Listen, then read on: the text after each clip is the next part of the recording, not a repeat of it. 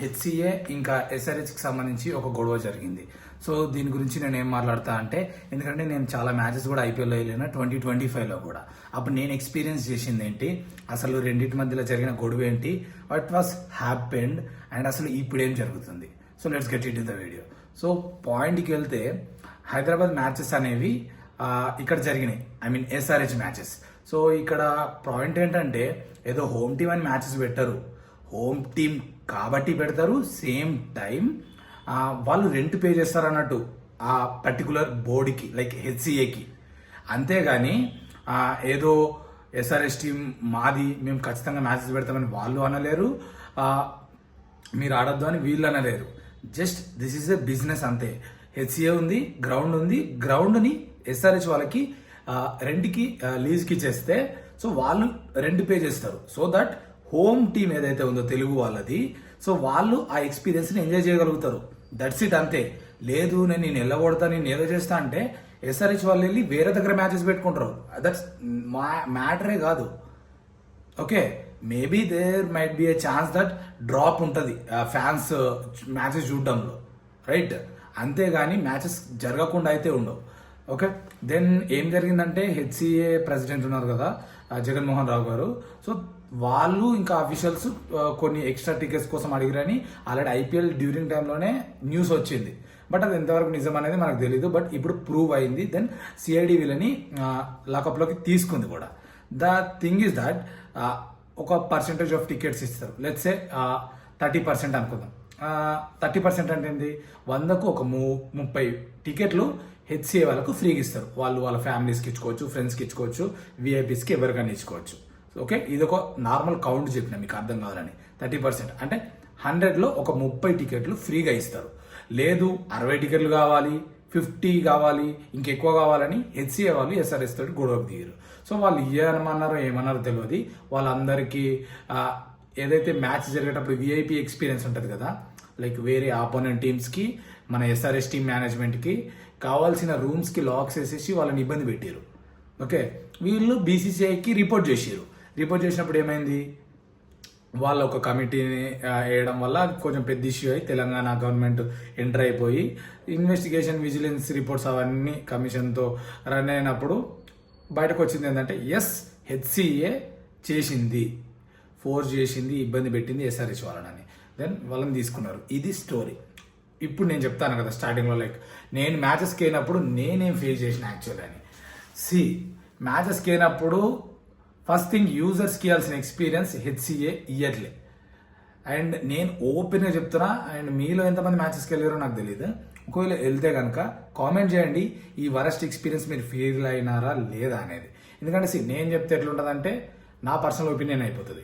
నాతో పాటు మీలో ఎగ్జాక్ట్ ఫీల్ ఒక 10-20 మంది ఫీల్ అయినా కూడా దట్స్ ఎ జెన్యూన్ స్టోరీ అని ఇంకో 10 మంది చూసేటోళ్ళకి అర్థమవుతుంది. మ్యాచెస్కి అయినప్పుడు ప్లకార్డ్స్, లైక్ ఈ చార్ట్స్ ఉంటాయి కదా, మనం రాసుకుంటాం.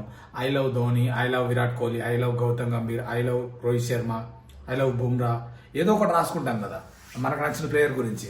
ఓకే, శుభ్మన్ గిల్, రిషబ్ పంత్, ఎవరైనా కావచ్చు. ఓకే, మళ్ళీ ఈ ప్లేయర్ ఆ ప్లేయర్ అని కామెంట్ చేయకండి, అందరి ప్లేయర్ గురించి చెప్తున్నా, రైట్?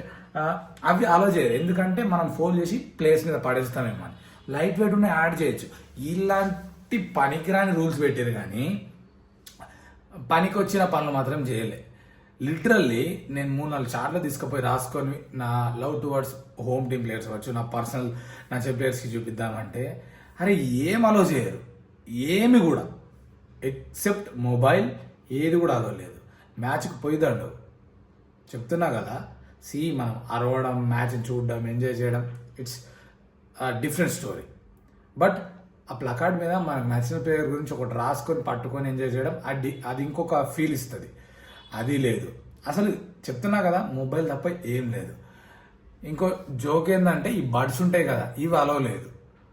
దరిద్రం ఏంటంటే, ఇవి అక్కడ పెట్టడానికి ఒక లాకర్లు ఉంటాయి బయట. లాకర్లు కూడా కాదు అవి, ఒక టెంట్ ఎత్తారు, గుడారంలో పక్కన పెట్టుకోవాలి. ఆ పక్కన పెట్టుకున్నందుకు ఒక్కొక్క ఇయర్ బడ్స్, నా దగ్గర నెక్ బ్యాండ్ ఉండే, నెక్ బ్యాండ్కి వాళ్ళు అడిగింది తెలుసా 200 నుంచి 400 ఏమో అనుకుంటా, నాకు సరిగ్గా గుర్తులేదు. 200 అయితే 200 మినిమం పైననే ఉంది, 200 పైన. మైండ్ పోయింది నాకు. నేను 1500 నెక్ బ్యాండ్ పోయినా మంచిదే అని చెప్పి అదే టెంట్ వెనుక బండ కింద పెట్టి వచ్చిన. ఆ వీడియో కూడా నేను రీల్లో పోస్ట్ చేసిన. సో ఎందుకు అలా చేసిన అంటే చెప్తున్నా కదా, అరే మ్యాచ్కి వచ్చేదే మనీ ఉన్నా లేకున్నా ఒక ఎక్స్పీరియన్స్ని ఎంజాయ్ చేద్దామని. అటువంటి వాళ్ళ దగ్గర మనీ తీసుకొని ఇవన్నీ అలో చేయకుండా చేసే కథలు ఇంకా వేరే ఉన్నాయి. వరస్ట్ ఎవర్ ఎక్స్పీరియన్స్, వరస్ట్ చెప్తున్నాగా. 2-3 మ్యాచెస్కి అసలు పోవాలని లేకున్నా నచ్చిన టీంకి సపోర్ట్ చేయాలని, నచ్చిన ప్లేయర్స్ని చూద్దామని బాధతో పోయింది. టికెట్స్ అంటారా, టికెట్స్ దొరకయి. నేను లిటరల్లీ చెప్తున్నా, 4-5 ఫోన్లు పెట్టుకొని రెడీగా ఒక నాన్ స్టాప్ 2 hours కొట్టినా బుక్ చేసేటప్పుడు. ఒక్క టికెట్ దొరకలేదు. అటు అర్థం చేసుకోండి ఏ లెవెల్లో అసలు టికెట్స్ వెళ్ళి అడుగుతున్నాం. ఒక్క మ్యాచ్కి దొరికితే 3-4 మ్యాచ్లకు అసలు దొరకలే. మళ్ళీ బయట ఎవడో కాంటాక్ట్ అయితే వానికి డబుల్ రేట్ పే చేసి పోవాలా. ఇది పరిస్థితి. సో ఒక్కటే ఫైనల్గా నేను చెప్పేది ఏంటంటే, హెచ్సిఏ దగ్గర గ్రౌండ్ ఉండొచ్చు, but the truth is only one thing. అదేంటంటే, మీరు మేనేజ్మెంట్తో సరిగ్గా ఉంటే వాళ్ళు మీకు రెంట్ పే చేసి మ్యాచెస్ ఆడతారు. వాళ్ళు మ్యాచెస్ ఆడితే మేనేజ్మెంట్ కోసం, ఐ మీన్ ఎస్ఆర్హెచ్ టీం కోసం, ఎస్ఆర్హెచ్ ప్లేయర్స్ కోసం మాత్రమే ఫ్యాన్స్ చూడడానికి వస్తారు. హైదరాబాద్ గ్రౌండ్ అని ఎవరు కూడా రారు. Listen this again.